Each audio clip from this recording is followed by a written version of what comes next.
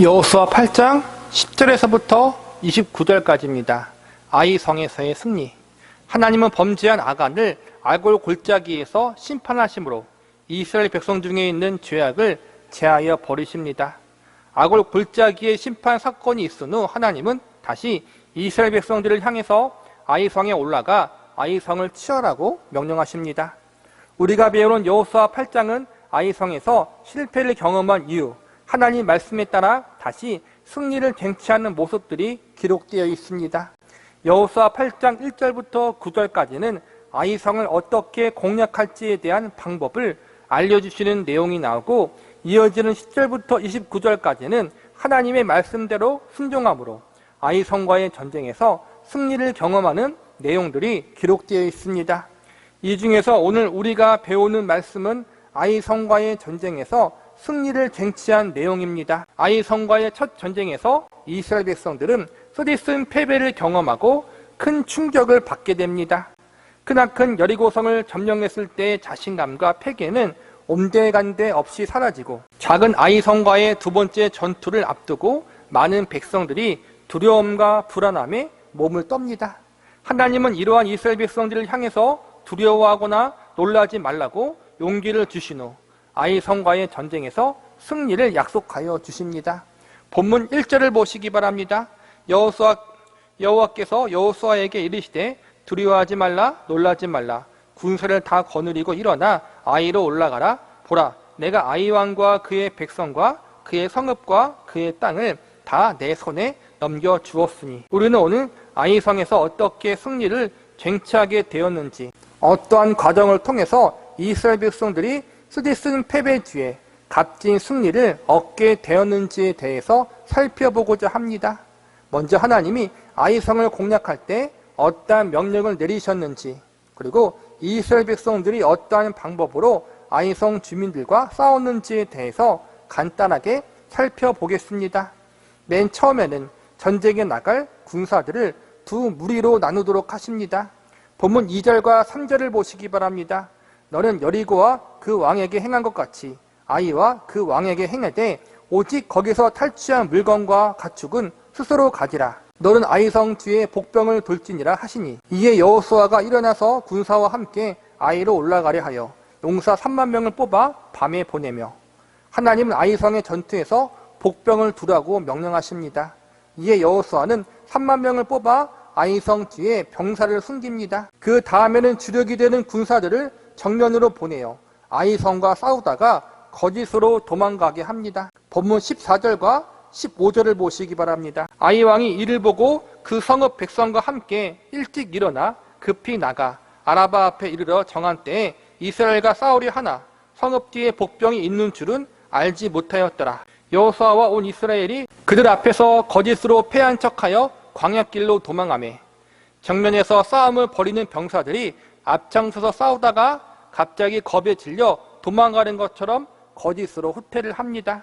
그러자 아이성 사람들은 이스라엘 사람들이 처음 전쟁 때처럼 전의를 잃고 진짜로 도망가는 줄 알고 신이 나서 그들의 뒤를 쫓아가게 됩니다. 이어지는 16절과 17절을 보시기 바랍니다. 그 성읍에 있는 모든 백성이 그들을 추격하려고 모여 여호수아를 추격하며 유인함을 받아 아이 성읍을 멀리 떠나니, 아이와 베델에 이스라엘을 따라가지 아니한 자가 하나도 없으며 성문을 열어놓고 이스라엘을 추격하였더라. 이스라엘 백성들의 유인 작전이라는 사실을 전혀 알지 못하고 모든 군사들이 이스라엘 백성들을 의심 없이 쫓아갑니다. 쫓아가더라도 성문을 닫아두고 쫓아가야 하는데 얼마나 정신없이 이스라엘 백성들을 쫓아가느냐 하면, 자신들의 성문을 열어놓고 모든 군사들이 쫓아갔다고 나와 있습니다. 그 다음에는 아이성 뒤에 숨어있던 복병들이 나와 성을 공략하게 됩니다. 본문 19절과 20절을 보시기 바랍니다.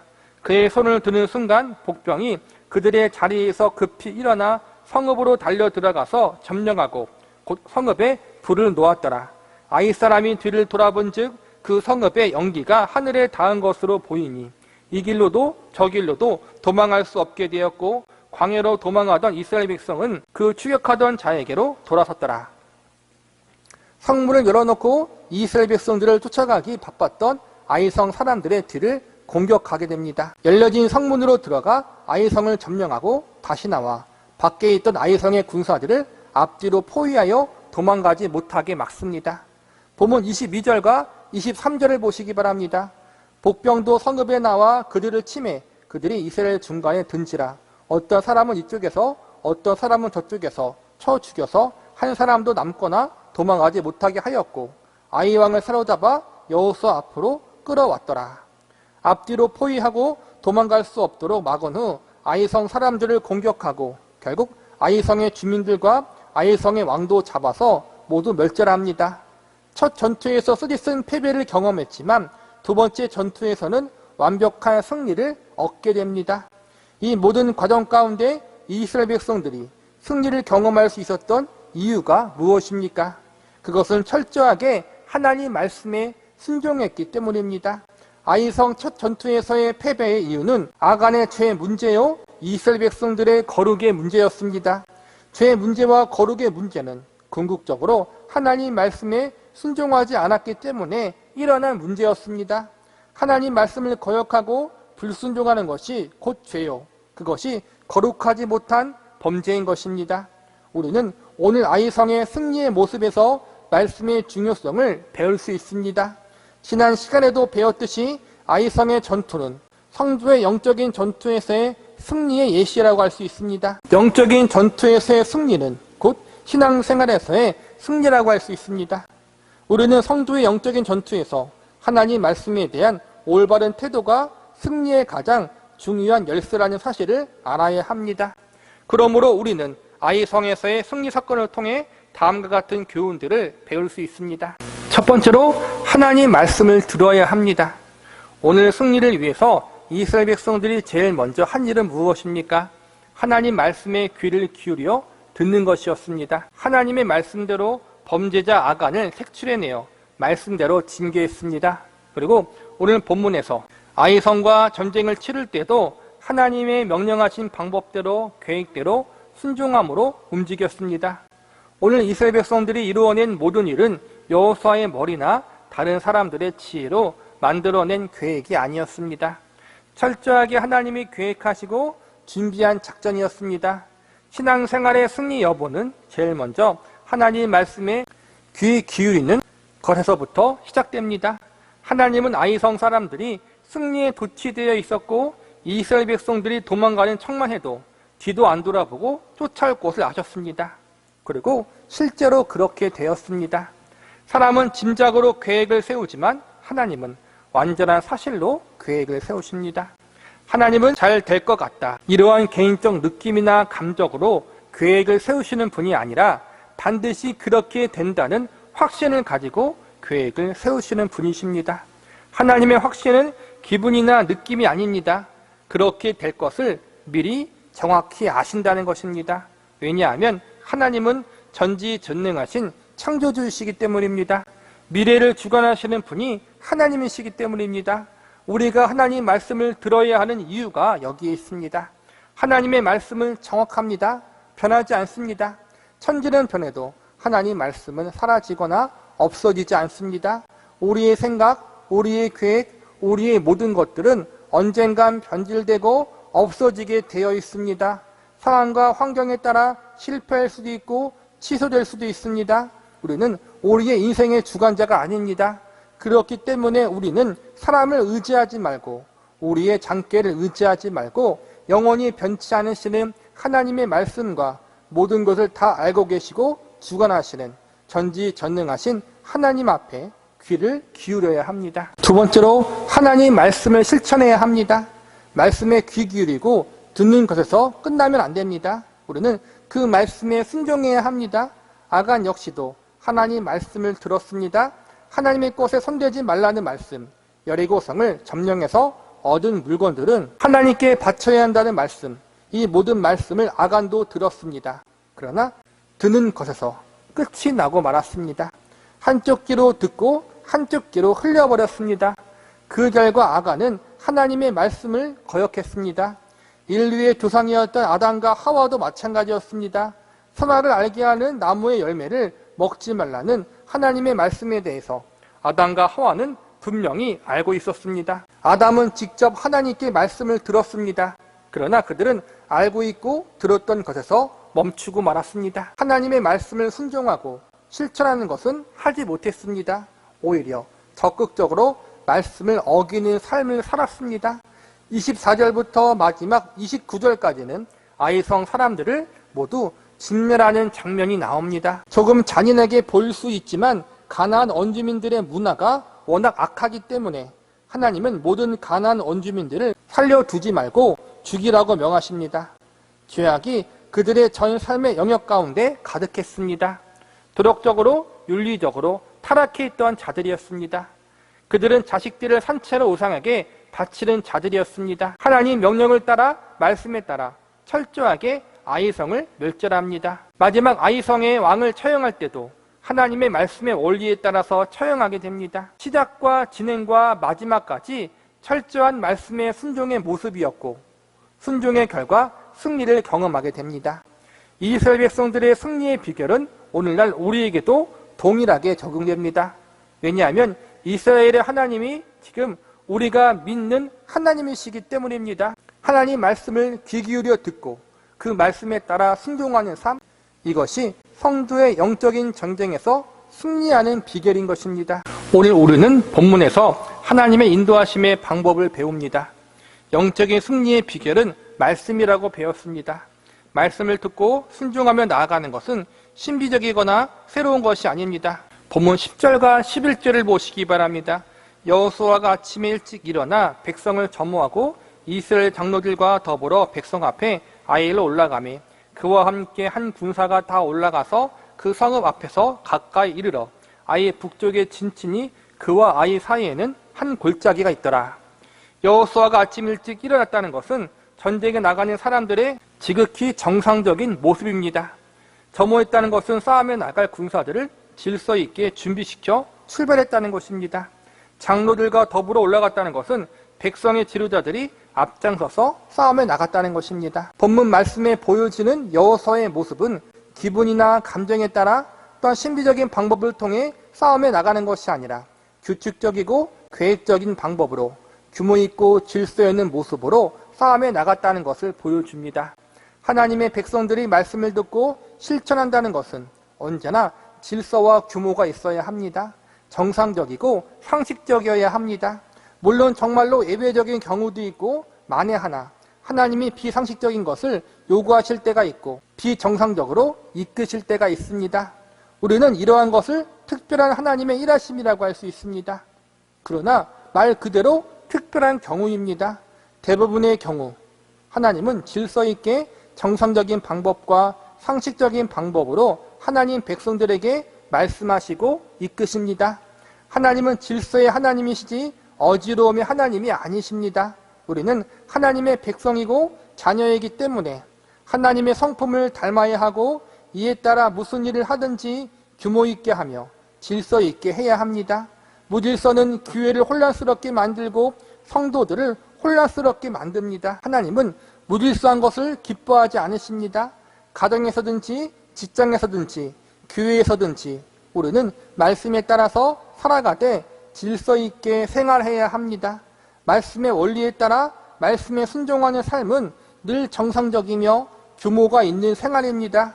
가끔 어떤 분들을 보면 마음의 감동을 너무나도 중하게 여기신 나머지 비정상적이게 행동할 때가 있습니다.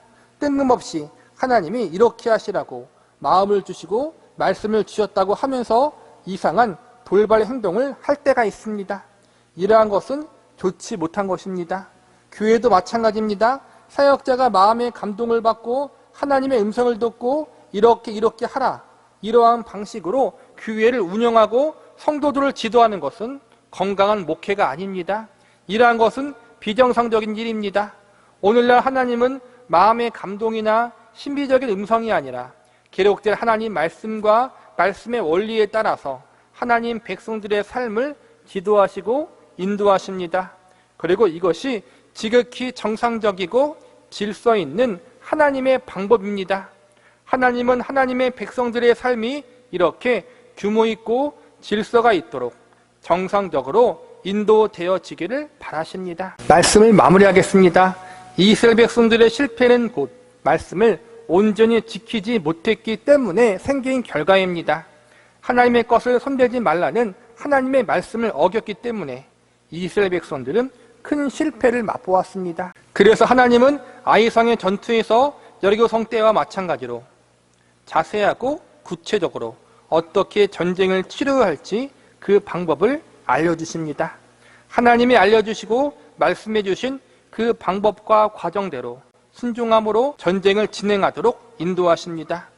여리고성과 아이성 전투에서만 전쟁의 구체적인 방법을 알려주시고 나머지 다른 전투에서는 이렇게 구체적으로 알려주지 않으십니다. 구체적으로 알려주지 않으시지만 이스라엘 백성들과 여호수아는 하나님을 의지함으로 또한 하나님 말씀의 원리에 따라 움직임으로 전쟁에서 지속적인 승리를 경험합니다. 우리는 하나님이 말씀하신다는 것을 너무 신비하게 받아들이면 안 됩니다. 모든 일들 사사건건 하나님이 우리에게 음성 주시고 구체적으로 어떻게 행동할지를 알려주시지 않습니다. 신비주의자들은 먹는 것에서부터 입는 것, 사람의 관계, 일상적인 생활 부분까지 행동 하나하나 다 하나님의 음성을 듣고 그대로 행해야 한다고 주장하기도 합니다. 그러나 그것은 정상적인 방법도 아니고 건강한 성도의 생활도 아닙니다. 하나님은 대부분 성도의 삶 속에서 그러한 방법으로 일하지 않으시고 그렇게 말씀하시기를 즐겨하지 않으십니다. 특별한 경우 하나님께서 구체적으로 말씀하실 때가 있지만 대부분의 경우 그렇게 안 하십니다. 여리고성과 아이성에서 하나님이 구체적으로 말씀하신 것은 이스라엘 백성들이 말씀에 귀 기울이고 말씀에 순종하는 훈련을 하게 하기 위해서입니다. 이 훈련을 잘 받았으면 이제는 앞으로 여리고성과 아이성의 훈련의 경험을 잘 기억하고 이미 말씀하신 하나님의 말씀의 원리에 따라 순종하며 나아가면 되는 것입니다. 구약에서도 보면 하나님이 신비적인 방법이나 직접 음성을 귀에 들리도록 말씀하시는 경우는 많지 않습니다. 우리는 자꾸 신비적인 사건만 집중하는데 구약 전체 말씀에서 신비적으로 하나님이 인도하시는 내용의 분량은 많지 않습니다. 하나님은 대부분 자연 법칙에 따라서 평범한 질서에 따라서 말씀의 기준과 원리에 따라서 살아가도록 이끄십니다. 오늘날도 마찬가지입니다. 하나님께서는 기적을 베푸시고 음성을 들려주시며 환상을 보여주심으로 우리들의 삶을 이끄실 때가 있습니다. 그러나 이것은 특별한 경우입니다. 대부분의 경우 하나님은 그렇게 이끄지 않으십니다. 이미 기록된 말씀에 따라 그 말씀의 원리에 따라 살아가도록 성도의 삶을 이끄십니다. 기록된 말씀을 통해서 우리에게 하나님의 뜻을 알려주시고 하나님이 기뻐하시는 것이 무엇인지, 무엇이 하나님께 영광인지 알려주십니다. 반대로 무엇이 하나님이 미워하시고 싫어하시는지도 알려주십니다. 하나님 백성들의 삶이 어떻게 살아야 하는지, 우리들의 삶 속에서 어떻게 믿음으로 인생을 살아야 하는지 기록된 말씀을 통해서 알려주십니다. 아이성의 승리는 말씀에 대한 온전한 순종이 있었기에 가능했습니다. 우리들의 삶과 믿음 생활도 마찬가지입니다. 말씀에 대한 순종이 우리의 삶과 믿음 생활에 승리를 가져옵니다. 그러므로 우리는 말씀을 잘 알아야 합니다. 잘 분별해야 합니다. 이단들도 말씀을 공부합니다. 그러나 말씀을 잘못 이해하고 적용해서 이단이 되는 것입니다. 동네마다 이단들 교회들이 참 많습니다. 그 이단들도 말씀 공부에 열심입니다. 세미나도 하고 성경 공부도 하고 성경 시험도 본다고 합니다. 같은 성경 말씀을 보고 그들은 이단에 빠졌습니다. 그러니 우리도 조심해야 합니다. 말씀에 따라 살아가되 올바른 말씀의 뜻과 의미를 밝히 알 수 있는 지혜와 분별력을 달라고 하나님 앞에 늘 기도해야 합니다. 하나님의 올바른 말씀의 뜻과 의미를 잘 분별하여 실천하고 순종할 수 있는 은혜를 달라고 우리는 수시로 간구해야 합니다. 그리고 기도와 더불어 바른 말씀 공부를 위해서 힘쓰고 애써야 합니다. 많이 배우고 많이 기도해야 합니다. 많이 노력해야 합니다. 그런데 많이 배운다고 다 아는 것도 아니요, 많이 기도한다고 해서 바르게 잘하는 것도 아닙니다. 저는 이러한 사실을 요즘 아주 절실히 배우는 중입니다. 기도를 가장 많이 하는 사람 중 한 사람은 기도 원장이라고 생각합니다. 그런데 그렇게 기도 많이 하는 기도 원장 중에 요상한 사람들이 참으로 많이 있다는 것은 안타까운 현실입니다. 성경 말씀을 그래도 다른 이들보다 많이 아는 사람은 신학교수요, 목회자라고 생각합니다. 그런데 신학교수와 목회자들 중에서도 요상한 사람들이 참으로 많다는 것이 오늘의 현실입니다. 기도를 많이 하고 성경적인 지식도 많아도 이단에 빠진 사람들을 목격하기도 합니다. 이것이 참으로 두려운 것입니다. 그래서 우리는 늘 겸손해야 합니다. 당연히 기도를 많이 하고 성경 공부를 많이 해야 하지만 그럼에도 불구하고 우리는 언제 어디서나 넘어질 수 있고 미혹될 수 있는 연약한 죄인이라는 사실을 알아야 합니다. 그러므로 정말로 두렵고 떨림으로 하나님 앞에 서야 합니다. 우리는 늘 하나님 앞에, 사람 앞에 겸손해야 합니다. 우리는 조금만 빗나가면 잘못된 길로 빠질 수 있는 죄인이라는 사실을 인식하면서 하나님께서 우리들의 삶을 전적으로 주관하여 주시고 강권하심 가운데 붙잡아 달라고 간구해야 합니다. 우리를 바른 길로 인도해 달라고 하나님의 전적인 도우심과 은혜를 겸손히 구해야 합니다. 말씀을 소중히 여기십시오. 말씀에 귀 기울이고 말씀에 순종하는 삶을 사모하십시오. 그리고 이와 더불어 연약한 우리들이 잘못된 길로 빠지지 않도록 하나님의 바른 인도하심이 우리들의 삶 가운데 임할 수 있기를 구하시기 바랍니다. 무엇보다 이 모든 것 가운데 한 가지를 더해 우리를 하나님의 사랑의 강권하심 가운데 좌로나 우로나 치우치지 않도록 붙잡아 달라고 간절히 구할 수 있는 저와 여러분이 되시기를 바랍니다.